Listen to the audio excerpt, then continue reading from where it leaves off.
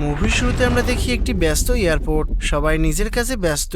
কিন্তু কয়েক মিনিটের মধ্যেই এখান থেকে এমন একটি ফ্লাইট আকাশে উড়বে যার যাত্রীরা কল্পনাও করতে পারেনি। তাদের জীবনে সব থেকে ভয়ঙ্কর অভিজ্ঞতা অপেক্ষা করছে। এখানেই আমাদের পরিচয় হয় দক্ষ পাইলট ব্র্যাডের সাথে। সে তাড়াহুড়া করে বিমানের দিকে এগোতে এগোতে ভিডিও কলে তার মেয়ের সাথে কথা বলছিল। মেয়েটাকে উদ্বিগ্ন কণ্ঠে বলা শোনা যায়, বাবা, আজকে তুমি যে রুটে যাচ্ছ সেই রুটের আবহাওয়া খুবই খারাপ, এমনকি অনেক ফ্লাইট বাতিল হয়ে গেছে। তাই আমার মনে হয় তুমি আজ যেও না, বাসায় ফিরে এসো। কিন্তু ব্র্যাড হেসে উত্তর দেয়, এমন আবহাওয়ায় আমি এর আগেও অসংখ্যবার বিমান উড়িয়েছি, তাই আমার জন্য কোনো চিন্তা করো না। বাবার আত্মবিশ্বাসের কথা শুনে মেয়েটাও কিছুটা নিশ্চিন্ত হয় এবং কল কেটে দেয়। এরপর ব্র্যাড ককপিটে এসে তার কো পাইলটের সাথে দেখা করে। আজই প্রথমবার বড় যাত্রীবাহী বিমান চালাচ্ছে বলে কো পাইলটকে বেশ নার্ভাস দেখাচ্ছিল। ঠিক তখনই এক এয়ার হোস্টেস এসে ব্র্যাডকে বাইরে ডাকলো। বাইরে অপেক্ষা করছিল একজন পুলিশ অফিসার। পুলিশ অফিসার জানায়, জরুরি পরিস্থিতির কারণে এই ফ্লাইটে একজন বিপজ্জনক আসামিকে অন্য শহরে নিয়ে যেতে হবে। লোকটার নাম টনি। সে অত্যন্ত শক্তিশালী এবং খুনের মামলায় অভিযুক্ত। এরপর অফিসার ব্র্যাডকে বলে, এই দায়িত্ব শুধু আমি তোমাকেই দিতে পারি, কারণ তুমি সবচেয়ে দক্ষ এবং বিশ্বাসযোগ্য পাইলটদের মধ্যে একজন। অবশেষে কোনো উপায় না দেখে ব্র্যাড রাজি হয়ে যায়। সে টনিকে বিমানের একেবারে শেষের সিটে বসিয়ে দেয়, যাতে অন্য যাত্রীদের কোনো অসুবিধা না হয়। এরপর একে একে সব যাত্রী নিজেদের সিটে বসে পড়ে। ব্র্যাড নিশ্চিত হয়ে নেয় সবাই উঠে গেছে কিনা। সব ঠিক থাকায় বিমান রানওয়ে ছেড়ে আকাশে উড়ে যায়। বিমান নিরাপদ উচ্চতায় পৌঁছাতেই ব্র্যাড অটো পাইলট চালু করে। এরপর সে কো পাইলটের সঙ্গে নিজের পরিবারের কথা বলতে শুরু করে। সে নিজের মেয়ের ছবি দেখিয়ে বলে, পৃথিবীতে এখন আমার মেয়ে বলতে আর কেউ নেই, কারণ অনেক বছর আগেই আমার স্ত্রী মারা গেছে। অন্যদিকে যাত্রীরা নিশ্চিন্তে নিজেদের ভ্রমণ উপভোগ করছিল, কিন্তু তাদের কারোরই জানা ছিল না আর কয়েক মিনিট পরেই তাদের জীবন সম্পূর্ণ বদলে যেতে চলেছে। সবকিছু তখনও স্বাভাবিক ছিল, কিন্তু হঠাৎ করেই বাইরের আবহাওয়া ভয়ঙ্করভাবে বদলে যায়। মুহূর্তের মধ্যেই কালো মেঘে চারপাশ ঢেকে যায় এবং পুরো বিমান কাঁপতে শুরু করে। এবার ব্র্যাড বুঝতে পারে বিষয়টা স্বাভাবিক নয়। সে দ্রুত সব যাত্রীকে সিট বেল্ট বেঁধে নেওয়ার নির্দেশ দেয়। সে তখন কন্ট্রোল টাওয়ারের সাথে যোগাযোগ করার চেষ্টা করে, কিন্তু প্রচন্ড ঝড়ের কারণে রেডিও সিগন্যাল পাওয়া যাচ্ছিল না। ঠিক তখনই বিকট শব্দে একটি বজ্রপাত বিমানের গায়ে আঘাত করে। মুহূর্তের মধ্যেই পুরো বিমান প্রচন্ডভাবে কাঁপতে শুরু করে। তাই যাত্রীদের অবস্থা দেখার জন্য ব্র্যাড ককপিট থেকে বেরিয়ে আসে। সৌভাগ্যবশত তখনও কেউ আহত হয়নি, কিন্তু বিমানের ভেতরে আলো ধীরে ধীরে নিভে যেতে শুরু করে। এরপর আরও একটি বজ্রপাত, এবার আগের থেকেও শক্তিশালী। প্রচণ্ড ঝাঁকুনিতে ব্র্যাডের মাথা সজোরে আঘাত করে। ব্র্যাড কোনোভাবে নিজেকে সামলে আবারও ককপিটে ফিরে আসে। এখন তার সামনে শুধু একটি লক্ষ্য, যেভাবেই হোক এই বিমানটাকে নিয়ন্ত্রণে রাখা। কিন্তু সমস্যা আরো বড় হয়ে যায়। বাইরের আবহাওয়া এতই ভয়ঙ্কর ছিল যে সামনে কয়েক ফুট দূরেই কিছু দেখা যাচ্ছিল না। ব্র্যাড তখন বুঝে যায় আর একটি বড় ধাক্কা লাগলেই পুরো বিমান মাঝ আকাশেই ধ্বংস হয়ে যেতে পারে। আর ঠিক এই মুহূর্ত থেকেই শুরু হতে যাচ্ছে তাদের জীবনের সব থেকে ভয়ঙ্কর লড়াই। ব্র্যাড পরিস্থিতি বুঝে সিদ্ধান্ত নেয় এখন আর উচ্চতায় থাকা যাবে না। সে কো পাইলটকে বলে, আমাদেরকে এখন বিমান নিচে নামাতে হবে, আর একটা বড় ঝাঁকুনি লাগলেই পুরো বিমান ভেঙে পড়বে। এরপর তারা দ্রুত বিমানের উচ্চতা কমাতে শুরু করে। এদিকে যাত্রীরা সবাই ভয়ে কাঁপছিল। ঠিক তখনই টনির সঙ্গে থাকা পুলিশ অফিসারের হাত থেকে তার মোবাইল ফোন মেঝেতে পড়ে যায়। ফোনটা তুলতে গিয়ে সে নিজের সিট বেল্ট খুলে ফেলে। তাকে সাহায্য করার জন্য একজন এয়ার হোস্টেসও নিজের সিট বেল্ট খুলে ফেলে, কিন্তু সেই মুহূর্তে বিমানটি প্রচন্ড গতিতে নিচের দিকে নামছিল। সিট বেল্ট খুলে ফেলায় তারা দুজনেই বিমানের ভেতরে ছিটকে যায়, ভয়ঙ্কর আঘাত পায় এবং আঘাত এতটাই বেশি ছিল যে তাদের দুজনেরই মৃত্যু হয়ে যায়।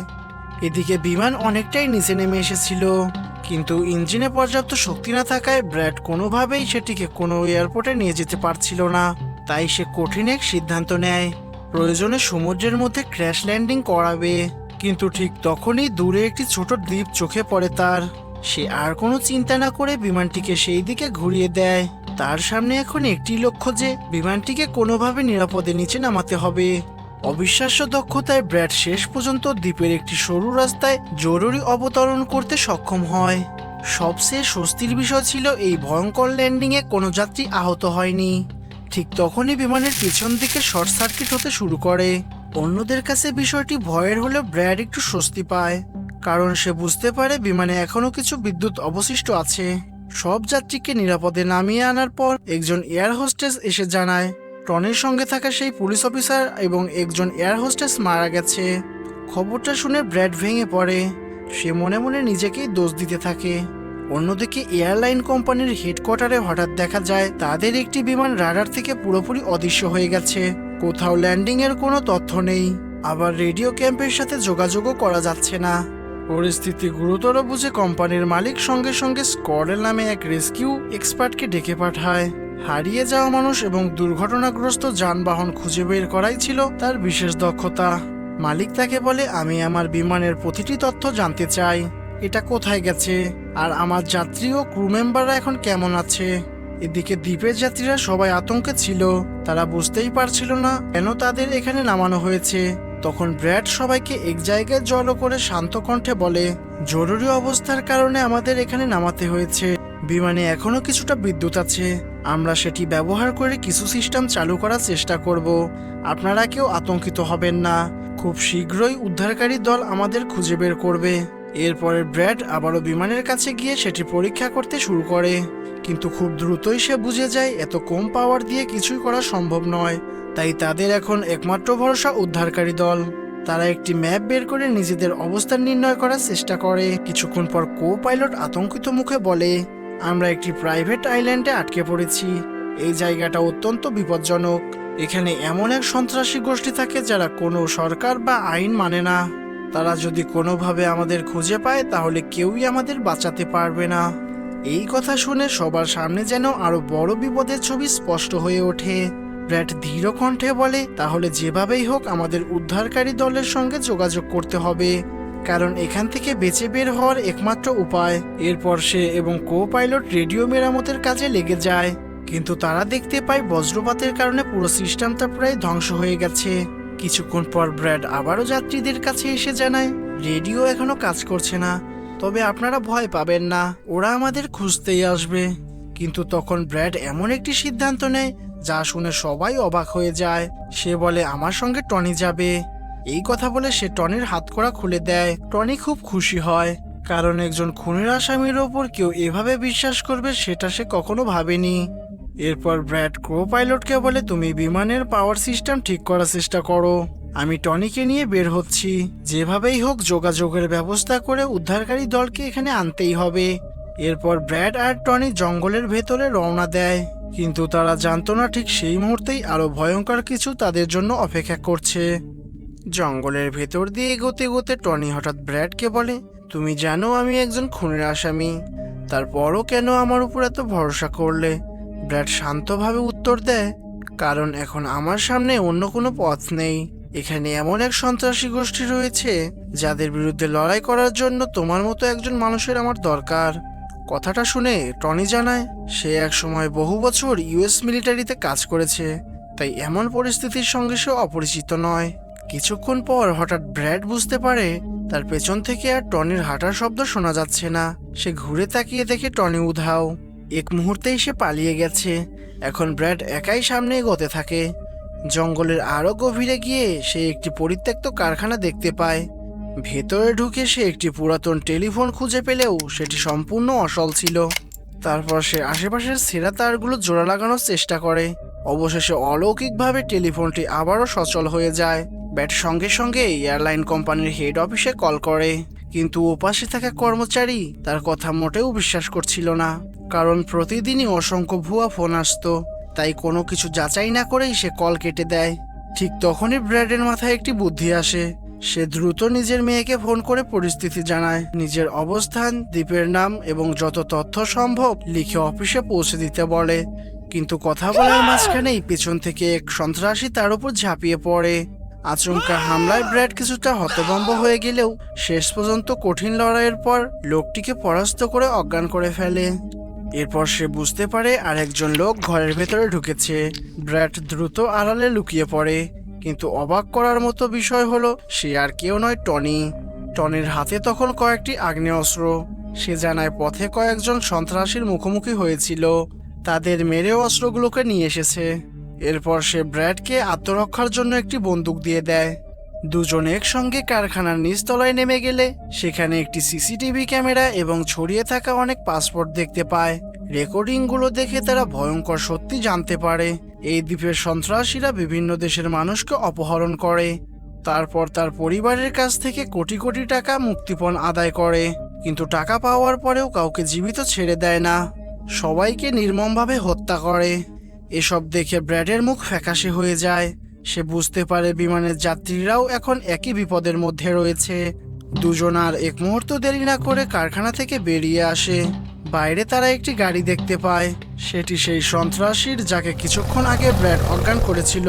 তারা দুজনেই দ্রুত গাড়িতে উঠে বিমানের দিকে রওনা দেয়। এদিকে যাত্রীরা সবাই অধীর আগ্রহে ব্র্যাডের ফেরার অপেক্ষা করছিল। তারা বিশ্বাস করছিল সে নিশ্চিত সাহায্য নিয়ে ফিরবে। হঠাৎ দূর থেকে একটি গাড়ির শব্দ ভেসে আসে। সবাই আনন্দে ভেবে ওঠে উদ্ধারকারী দল তাদের জন্য এসে গেছে, কিন্তু কয়েক সেকেন্ডের মধ্যেই সেই আনন্দ আতঙ্কে বদলে যায়। হঠাৎ কি এমন হলো? কারণ গাড়ি থেকে নেমে আসে দ্বীপে থাকা সেই সন্ত্রাসীরা। তারা চারিদিকে গুলি ছুড়ে সবাইকে ভয় দেখাতে শুরু করে। গুলির শব্দ জঙ্গলের অনেক দূর পর্যন্ত যাচ্ছিল। এই গুলির আওয়াজ ব্র্যাড আর টনিও শুনতে পায়। তারা সঙ্গে সঙ্গে গাড়ির গতি বাড়িয়ে বিমানের দিকে ছুটে যায়। এদিকে সন্ত্রাসী দলের নেতা এয়ার হোস্টেজের কাছ থেকে সব যাত্রীর তালিকা কেড়ে নেয়। এরপর কো পাইলটকে জিজ্ঞাসা করে, তোমাদের সিনিয়র পাইলট কোথায়? কো পাইলট কাঁপতে কাঁপতে বলে তিনি যোগাযোগের ব্যবস্থা করার জন্য জঙ্গলের ভেতরে গেছে। ঠিক সেই সময় ব্র্যাড আর টনি ঘটনাস্থলের কাছাকাছি পৌঁছে যায়, কিন্তু তারা দূর থেকে লুকিয়ে পুরো পরিস্থিতি পর্যবেক্ষণ করতে থাকে। হঠাৎ এক নারী যাত্রী সুযোগ বুঝে পালানোর চেষ্টা করে, কিন্তু পর মুহূর্তেই একটি গুলির শব্দ। মহিলাটি সেখানেই লুটিয়ে পড়ে। দৃশ্যটা দেখে ব্র্যাড আর নিজেকে সামলাতে পারে না। সে দৌড়ে এগিয়ে যেতে চাইলে টনি তাকে থামিয়ে দেয়। সে বলে, এখন বের হলে শুধু তুমি নও, সবাই মারা যাবে। ব্র্যাড দাঁতে দাঁত চেপে নিজেকে আটকে রাখে। এরপর সন্ত্রাসীরা সব যাত্রীকে একটি বাসে তুলে নিজেদের ঘাঁটির দিকে নিয়ে যেতে শুরু করে। আর ব্র্যাড বুঝে যায় এখন তাদের হাতে সময় খুবই কম। সন্ত্রাসীদের বাসটি চোখের আড়াল হয়ে যেতে ব্র্যাড রেগে টনির দিকে তাকিয়ে বলে, আমরা চাইলেই তখন কিছু একটা করতে পারতাম, অন্তত ওদেরকে নিয়ে যেতে দিতাম না। টনি শান্ত গলায় উত্তর দেয়, ওরা সংখ্যায় অনেক বেশি ছিল, তখন আক্রমণ করলে আমরা দুজনই মারা পড়তাম আর যাত্রীদেরকেও বাঁচানো যেত না। কথাটা শুনে ব্র্যাড নিজেকে সামলে নেয়। এরপর তারা দ্রুত বিমানের দিকে এগিয়ে যায়। সেখানে গিয়ে দেখে সন্ত্রাসী দলের 2 সদস্য বিমানের ভেতরে ঢুকে মূল্যবান জিনিসপত্র লুট করছে। তখনই ব্র্যাড বন্দুক তাক করে তাদেরকে আটকায় এবং জিজ্ঞাসা করে, তোমাদের নেতা যাত্রীদেরকে কোথায় নিয়ে গেছে? ভয়ে কাঁপতে কাঁপতে তারা জানায়, এখান থেকে কিছুটা দূরে আমাদের ঘাঁটি রয়েছে, সব বন্দীদেরকে সেখানেই নিয়ে যাওয়া হয়েছে। অন্যদিকে ব্র্যাডের মেয়ে বাবার দেওয়া সব তথ্য দ্রুত উদ্ধারকারী দলের কাছে পৌঁছে দেয়। সেখানে প্লেনের সম্ভাব্য অবস্থান, দ্বীপের তথ্য এবং জরুরি বার্তা লেখা ছিল। রেস্কিউ টিম সেই তথ্য বিশ্লেষণ করে অবশেষে প্লেনের অবস্থান শনাক্ত করতে সক্ষম হয়। তারা বুঝতে পারে বিমানটি এমন এক দ্বীপে আটকে রয়েছে যেখানে দীর্ঘদিন ধরে সশস্ত্র সন্ত্রাসী বাহিনীর দখল রয়েছে। এক মুহূর্তেও দেরি না করে এয়ারলাইনের মালিক নিজের পরিচিত এক প্রাইভেট সিকিউরিটি টিমের ক্যাপ্টেনকে ফোন করে। পুরো পরিস্থিতি শুনে ক্যাপ্টেন রাজি হয়ে যায়। এরপর সে নিজের লোকজনকে নিয়ে অস্ত্রভর্তি ব্যাগ এবং মুক্তিপণের জন্য প্রস্তুত করা টাকা ভর্তি ব্যাগ নিয়ে দ্রুত দ্বীপের উদ্দেশ্যে রওনা দেয়। এদিকে ব্র্যাড বিমানে ফিরে এসে দেখতে পায় কো পাইলট অনেক কষ্টে পাওয়ার সিস্টেমের কিছু অংশ আবারও সচল করতে সক্ষম হয়েছে। বিমানের ভেতরে বিদ্যুৎ ফিরে আসতে শুরু করেছে। এটা দেখে ব্র্যাডের মনেও নতুন আশা জেগে ওঠে। সে দ্রুত নিজের ককপিটে একটি বার্তা লিখে যায়, যাতে উদ্ধারকারী দল এসে বুঝতে পারে তারা কোন দিকে গেছে। এরপর ব্র্যাড আর টনি সন্ত্রাসীদের ঘাঁটির উদ্দেশ্যে জঙ্গলের ভেতর দিয়ে রওনা হয়। অনেকটা পথ পেরিয়ে তারা অবশেষে ঘাঁটির কাছাকাছি পৌঁছে যায়। গাড়ি রেখে তারা দুজনেই নিঃশব্দে ভিতরে ঢুকে পড়ে। ভেতরে তখন এক ভয়ঙ্কর দৃশ্য। সন্ত্রাসীরা যাত্রীদের মারধর করে ভিডিও ধারণ করছিল। সেই ভিডিও তাদের পরিবারের কাছে পাঠিয়ে মোটা অঙ্কের মুক্তিপণ আদায় করাই ছিল তাদের উদ্দেশ্য। অন্যদিকে উদ্ধারকারী দল অবশেষে প্লেনের কাছে পৌঁছে যায়, কিন্তু সেখানে কাউকে দেখতে না পেরে তারা বিমানের ভেতরে ঢুকে পড়ে। সেখানে তারা 2টি মরদেহ দেখতে পায়, সেই পুলিশ অফিসার আর এয়ার হোস্টেস যারা ঝড়ের সময় মারা গিয়েছিল। এদিকে সন্ত্রাসী ঘাঁটিতে ব্র্যাড আর টনি সুযোগের অপেক্ষায় ছিল। সুযোগ পেতেই তারা পেছন থেকে 2 সন্ত্রাসীকে নিঃশব্দে হত্যা করে। এরপর আরো সামনে এগিয়ে তারা একটি বড় ঘরের সামনে এসে পৌঁছায়। সেখানেই সব যাত্রীকে বন্দী করে রাখা হয়েছিল, কিন্তু সমস্যা ছিল অন্য জায়গায়। ঘরের সামনেই পাহারায় ছিল কয়েকজন সন্ত্রাসী গার্ড, আর ব্র্যাডের কাছেও দরজা খোলার মতো কোনো চাবি ছিল না। তাই তারা ধীরে ধীরে একে একে গার্ডদের সরাতে শুরু করে। টনি নিজের অসাধারণ যুদ্ধ ক্ষমতা দিয়ে হাতুড়ির আঘাতে একাধিক গার্ডকে নিঃশব্দে শেষ করে দেয়। অবশেষে ব্র্যাড এক গার্ডের কাছ থেকে চাবি নিয়ে দরজা খুলে সব যাত্রীকে মুক্ত করে। সে সবাইকে বলে, কোনো শব্দ করবেন না, সবাই এই বাসে উঠে বসুন। সবাই দৌড়ে বাসে উঠে যায়। ঠিক তখনই টনি এসে জানায়, এখান থেকে বের হওয়ার জন্য মাত্র একটি রাস্তা রয়েছে, কিন্তু সেই রাস্তায় অনেক সন্ত্রাসী ভারী অস্ত্র নিয়ে পাহারা দিচ্ছে। তারা আমাদের দেখা মাত্রই গুলি চালাবে। এই কথা শুনে যাত্রীরা আবারও আতঙ্কিত হয়ে পড়ে। তাই ব্র্যাড কয়েক মুহূর্ত চুপ থেকে একটি কঠিন সিদ্ধান্ত নেয়। সে টনিকে বলে, আমি নিজে গিয়ে ওদের মনোযোগ আমার দিকে টেনে নেব। সেই সুযোগে তুমি সবাইকে নিয়ে নিরাপদে এখান থেকে বের হয়ে যাবে। টনি সঙ্গে সঙ্গে আপত্তি জানায়। সে বলে, এটা তো অনেকটা আত্মহত্যার মতো হয়ে গেল, ওরা তোমাকে বাঁচতে দেবে না। কিন্তু ব্র্যাড শান্তভাবে উত্তর দেয়, যদি আমার একজনের কারণে এতগুলো মানুষের জীবন বাঁচে তাহলে এটাই সঠিক সিদ্ধান্ত। শেষ পর্যন্ত টনি অনিচ্ছা সত্ত্বেও রাজি হয়ে যায়। এরপর ব্র্যাড একাই সন্ত্রাসীদের সামনে গিয়ে দাঁড়ায়। আর ঠিক সেই মুহূর্ত থেকেই শুরু হয় পুরো গল্পের সব থেকে বিপজ্জনক অধ্যায়। ব্র্যাড তাদের লিডারের দিকে তাকিয়ে দৃঢ় কণ্ঠে বলে, আমি ইতিমধ্যেই সাহায্যের জন্য খবর পাঠিয়েছি, খুব শীঘ্রই উদ্ধারকারী দল এখানে পৌঁছে যাবে। তাই বলছি, এখনো সময় আছে, যাত্রীদেরকে ছেড়ে দাও। কিন্তু তার কথা শুনে পুরো গ্যাং হেসে ওঠে। এরপর কয়েকজন মিলে তাকে নির্মমভাবে মারধর করতে শুরু করে।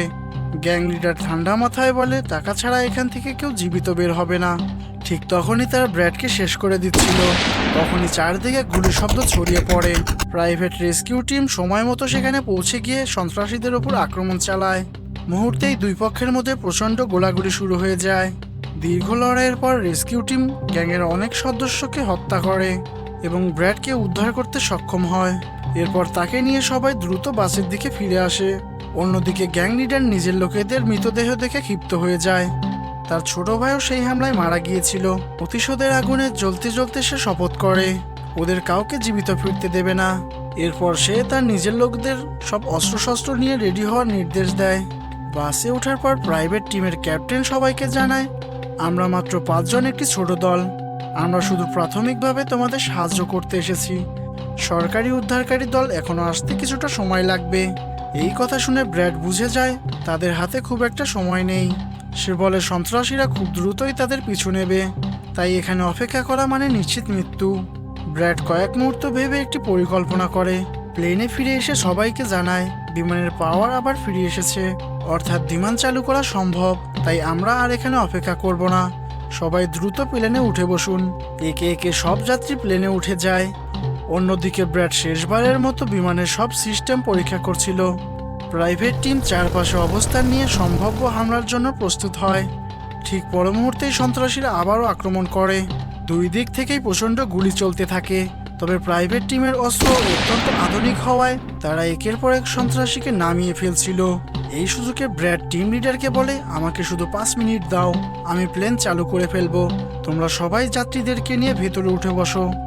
এরপর সে টনির দিকে তাকিয়ে বলে, আমার সবচেয়ে কঠিন সময় তুমি আমার পাশে ছিলে, এজন্য তোমাকে ধন্যবাদ। ব্র্যাড গোলাগুলির মাঝখান দিয়ে দৌড়ে ককপিটে উঠে যায়। ও পাইলটের সঙ্গে মিলে শেষ চেষ্টা হিসেবে বিমান চালু করতে শুরু করে। এদিকে টনির গুলি শেষ হয়ে যায়। নতুন গুলি খুঁজতে গিয়ে সে ব্যাগ খুলে দেখতে পারে ভিতরে প্রচুর টাকা রয়েছে। চাইলে সে সব টাকা নিয়ে পালিয়ে যেতে পারত, কিন্তু আশ্চর্যজনকভাবে সে টাকার ব্যাগ রেখে অন্য ব্যাগ থেকে গুলি বের করে। তারপর আবারও সন্ত্রাসীদের বিরুদ্ধে লড়াই শুরু করে। এদিকে ব্র্যাড ধীরে ধীরে বিমানটিকে রানওয়ে দিকে ঘুরে আনে। একে একে প্রাইভেট টিমের সদস্যরাও প্লেনে উঠে পড়ে। টনি শেষ পর্যন্ত সবাইকে কভার দিতে থাকে।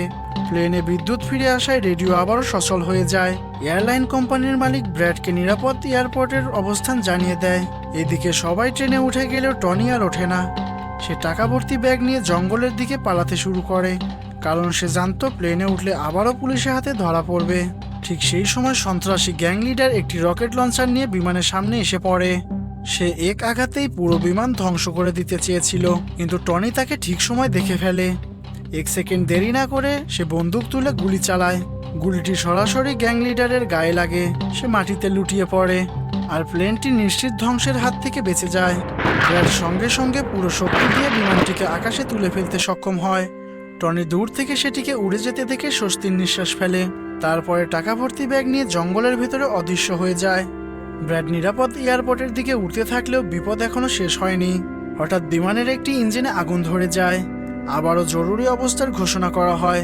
অসাধারণ দক্ষতায় ব্র্যাড ধীরে ধীরে বিমানটিকে রানওয়েতে নামাতে থাকে। অবশেষে দীর্ঘ সংগ্রামের পর সফলভাবে বিমানটিকে অবতরণ করায় এবং সব যাত্রীর জীবন বাঁচিয়ে ফেলে।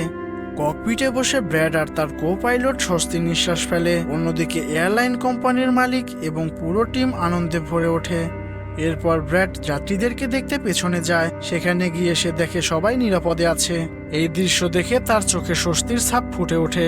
সব যাত্রী দাঁড়িয়ে তাকে করতালি দিয়ে অভিনন্দন জানায়। কিছুক্ষণ পর সরকারি উদ্ধারকারী দল সেখানে পৌঁছে যায়। সবাই নিরাপদে ফিরে আসে। আর এভাবেই শেষ হয় এমন এক রুদ্ধশ্বাস করা গল্প, যেখানে একজন পাইলট নিজের জীবনের ঝুঁকি নিয়ে অসংখ্য নিরীহ মানুষের জীবন বাঁচিয়েছিল। ভিডিওটি যদি আপনাদের ভালো লেগে থাকে তাহলে অবশ্যই চ্যানেলটি সাবস্ক্রাইব করবেন, কারণ সামনে আরও দুর্দান্ত মুভি এক্সপ্লেনেশন নিয়ে আবারও দেখা হবে।